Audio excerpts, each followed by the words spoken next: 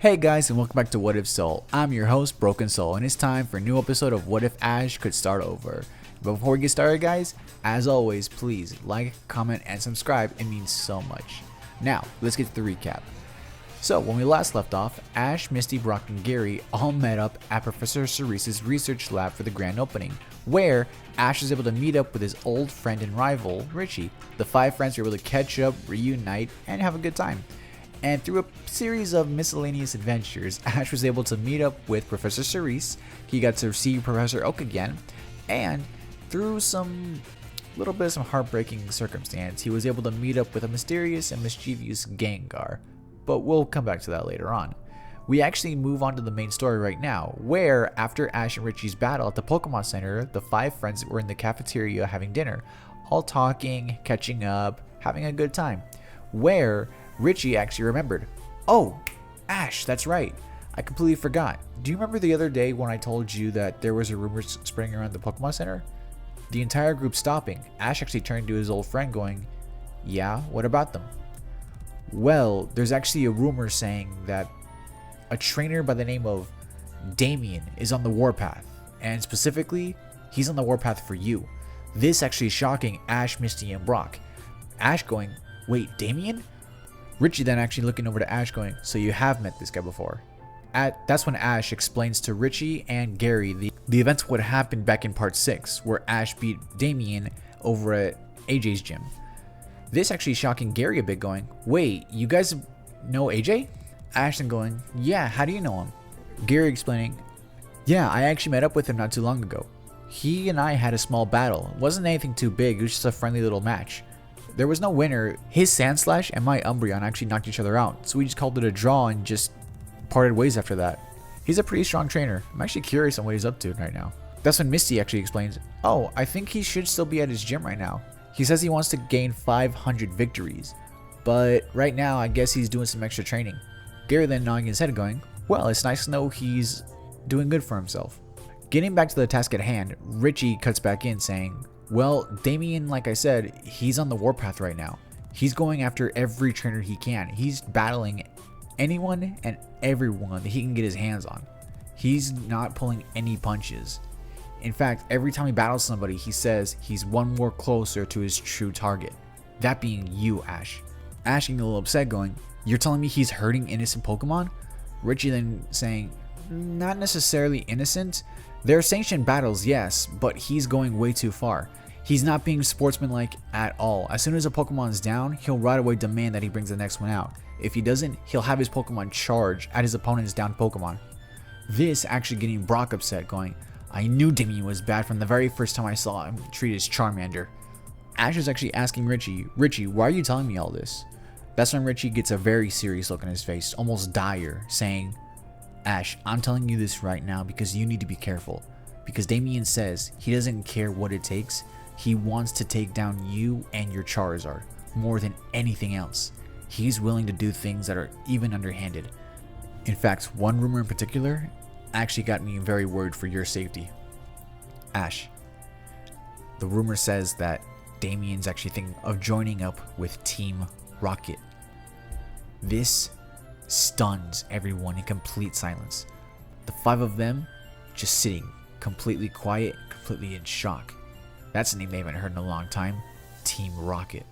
Meanwhile, somewhere in the middle of the Kanto region, a lone, shadowy figure sits at his desk, petting his pet Persian while doing some paperwork on the side, when his assistant walks in, saying, "Boss Giovanni, here to give my report."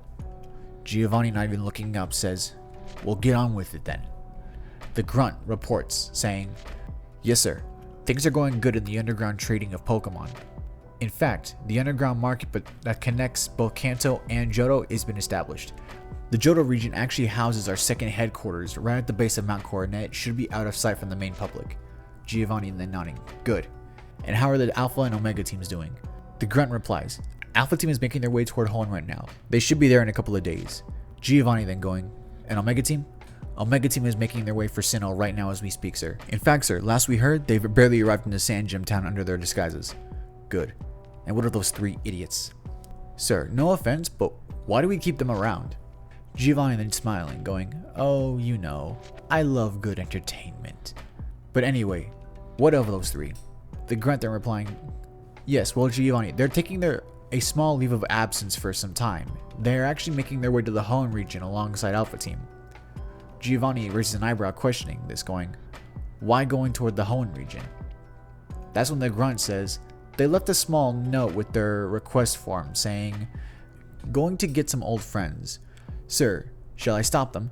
Giovanni just scowls. 'Let them be. If we're lucky, they'll get lost in the woods somewhere.' You're dismissed."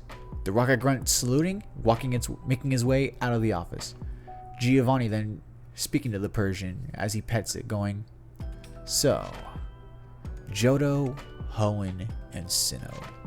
Once we've expanded our reach toward those three regions, we can then expand our reach to be more lucrative." Back with our heroes, Ash, Misty, and Brock are telling Richie and Gary their good wishes as they make their way to Saffron City.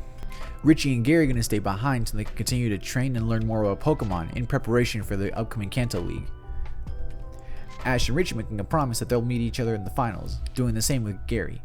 The three friends making their way out of Vermilion City as the two other scientists look at each other, nod, and Gary going, "Okay, Richie, let's get some training in."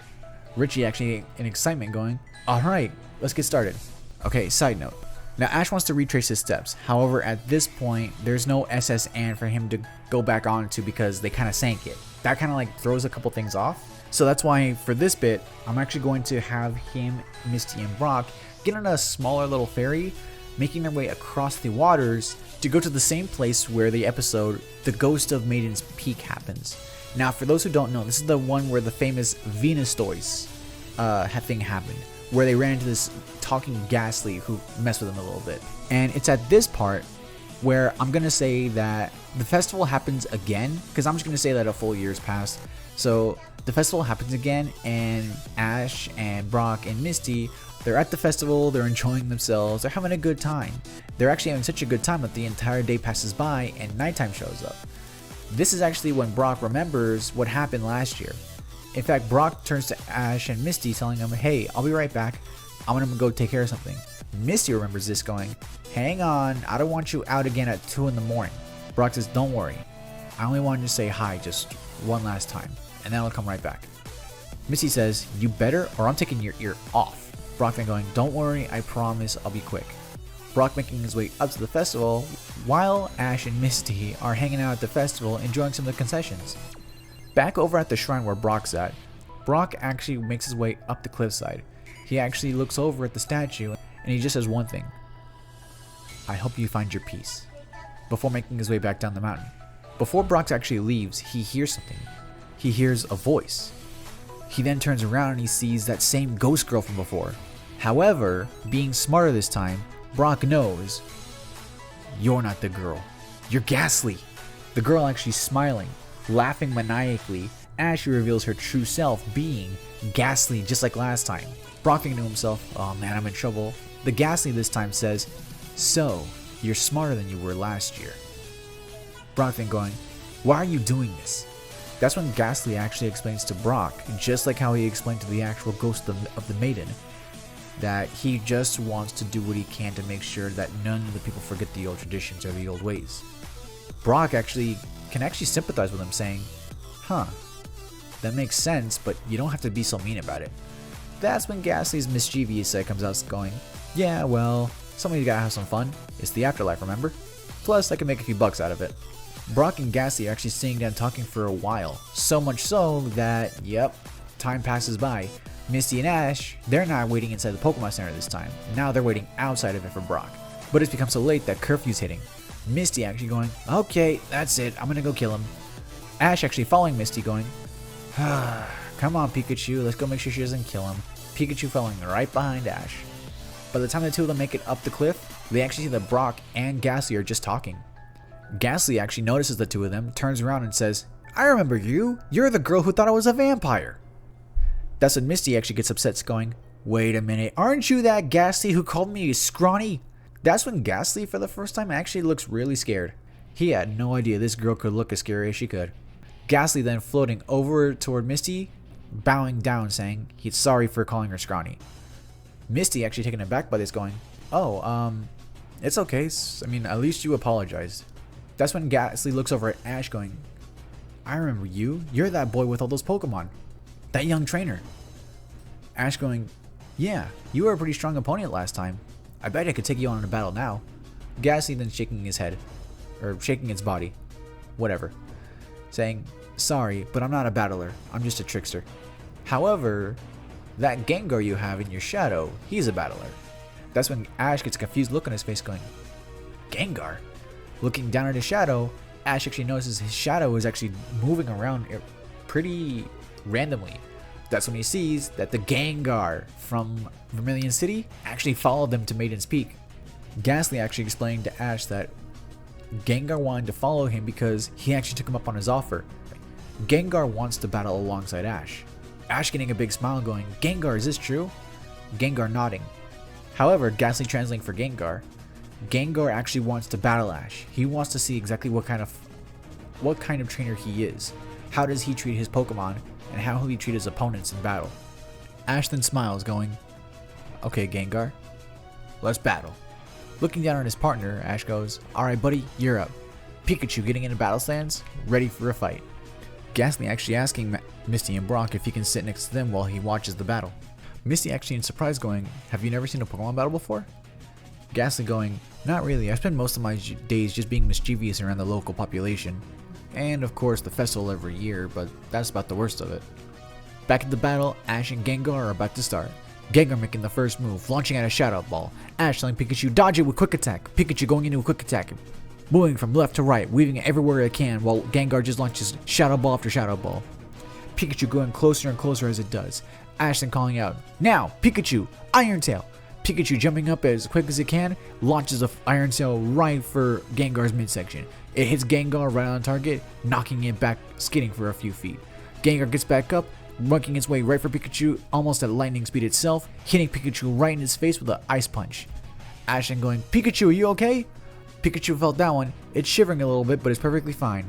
It's shaking it off. Alright then. Now, Pikachu, Electro Web. Launch it at Gengar. See if we can pin him down. Pikachu launching at the Electro Ball, but Gengar shoots out a Sludge Bomb, hitting the Electro Web, dispersing the attack. Gengar making his way as close as it can to Pikachu again, tries to hit Pikachu with a point-blank Shadow Ball. But Ash calls out, "Pikachu, Thunderbolt, get Gengar away from you." Pikachu launching out a Thunderbolt hits Gengar at point-blank range. That's some heavy damage to Gengar, but Gengar's not done yet. Gengar actually launching out a Nightshade right for Pikachu. It hits Pikachu directly on target, doing serious damage to the little yellow mouse. Ash calling out, "Pikachu, no!" But Pikachu's a lot tougher than that. Looking back at Ash, giving him a thumbs up. It's nowhere near done yet. Ash getting a smile on his face, going, "Okay, Pikachu, now, use Quick Attack one more time, get in close." Pikachu using Quick Attack, getting in as close as it can. Gengar trying his best to dodge it out of the way, but Pikachu's just way too fast. Ash saying, "Come on Pikachu, get directly in its face." Pikachu actually launching itself, grabbing onto Gengar's face. Ash then calling out, "Now, with everything you've got, Thunderbolt!" Pikachu, firing the biggest Thunderbolt it can, hits Gengar directly on target. Actually dropping Gengar, it can barely stand up now. That's when Ash grabs a Pokeball, throwing it, hitting Gengar right on the forehead. The ball drops to the grass. It shakes once, twice.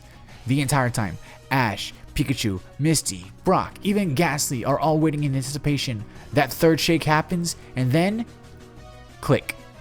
Ash runs up to the Pokeball, screaming out in victory, going, "Yes! I just caught Gengar!" Misty and Brock then join their friend. Brock actually telling Ash, "Ash, would you mind letting Gengar out so I can work on it real quick?" Ash then gladly letting out his ghost Pokemon. Gengar looking over at Ash, smiles, giving Ash a thumbs up. Ash kneeling down to Gengar to get to eye level while Brock works on it. Ash tells Gengar, "Thank you so much for the amazing battle. And thank you for being part of my team and part of our family. I know that you and I are going to become a champion level team." Pikachu echoing the sentiment, giving Gengar a thumbs up. Gengar returning the thumbs up to Pikachu and nodding at Ash. Actually thanking Brock as well. The three friends, along with Pikachu, Gengar, and Ghastly also, all actually spend the next couple of days at the festival just having fun.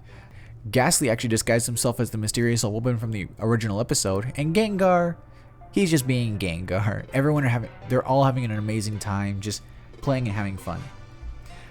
The next day, Ash, Misty, and Brock are actually making their way to Saffron City, saying bye to Ghastly and Maiden's Peak. Ash, Misty, and Brock are actually walking, overlooking the cliffside, where Brock actually looks at the map going, okay, it should be up close. Misty and Ash are going, Brock, you haven't said a thing, just been looking at the map for the past couple hours. What's going on? Brock then going, you'll see. Misty getting annoyed going, you've said that 3 times in the past 3 hours. What is going on? Hang on, we're almost there. Misty and Ash are getting really confused, thinking to themselves, well, what could be going on? Misty getting annoyed going, there's probably some beach somewhere where Brock can do his thing again. Ash actually laughing at this going, yeah, it'll probably take all 3 of us to get him to stop. The 2 friends having a good laugh along with Pikachu. Brock getting a little bit annoyed, he just pushes on through, thinking to himself, oh, keep laughing guys, keep laughing. About another hour of walking, and Brock actually tells them, guys, let's stop right here. Misty and Ash are confused going, why here specifically?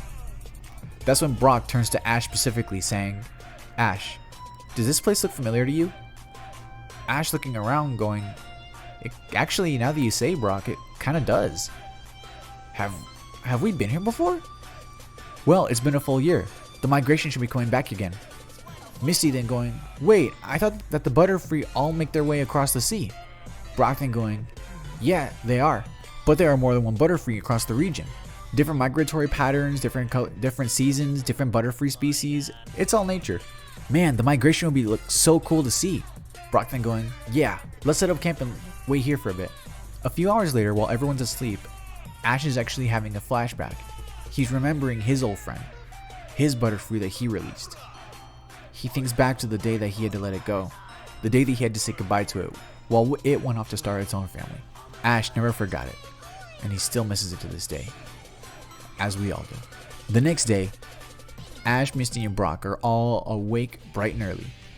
They're actually waiting to see if the Butterfree are going to migrate back over. They look over and they see what looks to me almost like a cloud. That's when Brock grabs his binoculars and goes, that's no cloud. Ash, look. He sees a giant flock of Butterfree. Hundreds upon hundreds of Butterfree are all flying overhead, making their way all throughout the Kanto region. They start families of their own. Everyone's getting excited saying, wow, that's amazing. I can't believe it. Misty then going, they all look so beautiful. Ash and Brock teasing her going, you're not afraid, Misty? Misty then going, why would I be afraid of Butterfree? Ash and Brock just shake their heads. They'll never understand Misty. The 3 friends then just sat at the cliffside for several hours watching the Butterfree go. They can't believe how beautiful each and every single one of them are. But while Misty and Brock are just admiring them, Ash is scanning the entire group as if it's looking for something. In fact, the last of the Butterfree are actually just flying overhead. No more left. That's when Ash actually gets a really disappointed look on his face going, I guess it just wasn't meant to be. He almost looks like he's about to start crying. Misty and Brock do this too. However, Pikachu, its ear twitches. It looks over it. It actually gets Ash's attention. Pikachu pointing out toward the sea. Ash turning around in anticipation. His eyes widen. He's got a big smile on his face. He can't believe it. He sees him. That's right, ladies and gentlemen. I'm bringing him back. The one, the only Butterfree! However, Butterfree's not alone. It's Butterfree and his mate, yes, but Ash notices something. The 2 of them are each carrying 2 little baby Caterpie. The 2 Butterfree look down and they actually see Ash. Ash's Butterfree gets all excited, actually rushing its way down to Ash. Its mate right behind him. Ash is calling out to Butterfree going, Butterfree! Butterfree lands, putting down its baby, just looking at Ash with big wide eyes. Ash doing the same. No words are spoken between the 2 of them. That's when Butterfree tackles Ash. It missed Ash so much, it just needed to hug him so badly. Ash and hugging his good friend Butterfree. Butterfree's mate lands next to the baby with the other baby in hand, just watching as its mate reunites with its trainer. Brock is actually getting teary-eyed at how beautiful this is. Misty doing the exact same, but she's more freaked out by the 2 baby Caterpie. After their moment, Ash and Butterfree spend the rest of the day catching up. Ash getting to meet his mate, his family, the 2 little babies, and it's all a really good time. By the end of the day, Ash actually has an idea. Butterfree, I understand you have a family, but I would really love for you to come back on my team and help me win the Indigo League. Butterfree gets a big excited look on his face, but at the same time, it looks sad and almost disappointed because it has to take care of its family, looking back at its mate and offspring. That's when Ash gets an idea, saying, Butterfree, hang on, I've got an idea.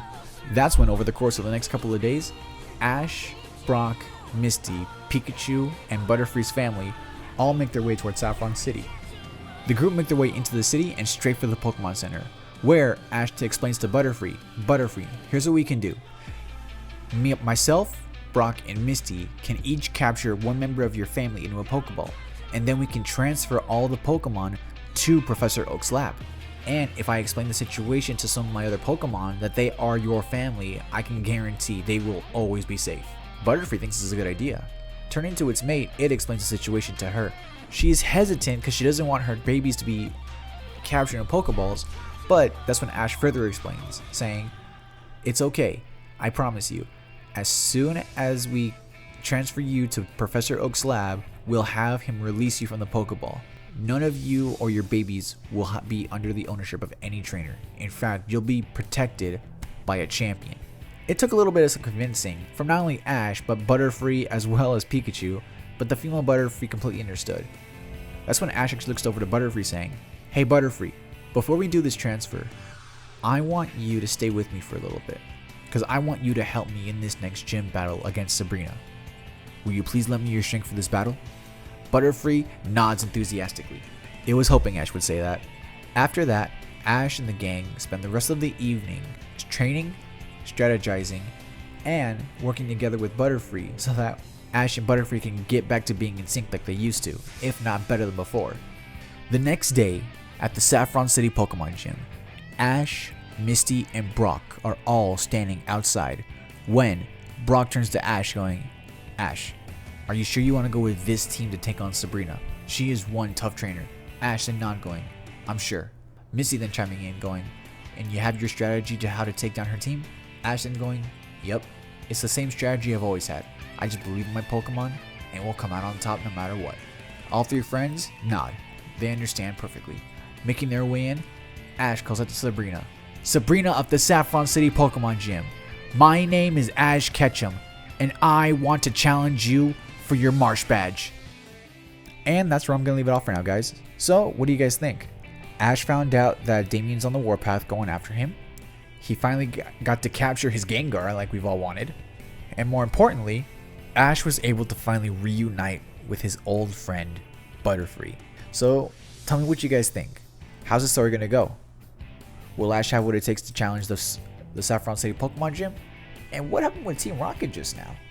Please, let me know y'all's thoughts in the comments. And speaking of which, guys, I have a small announcement.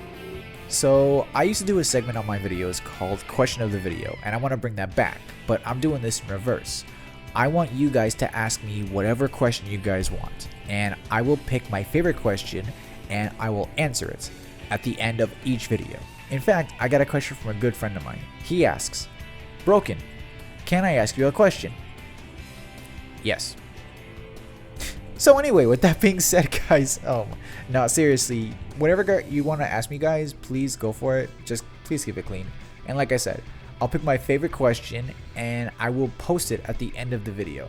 All I ask, guys, is just please, keep it clean, usual stuff. So with that being said, guys, this is Broken Soul saying, may y'all souls be ever bright. I love you guys. Bye.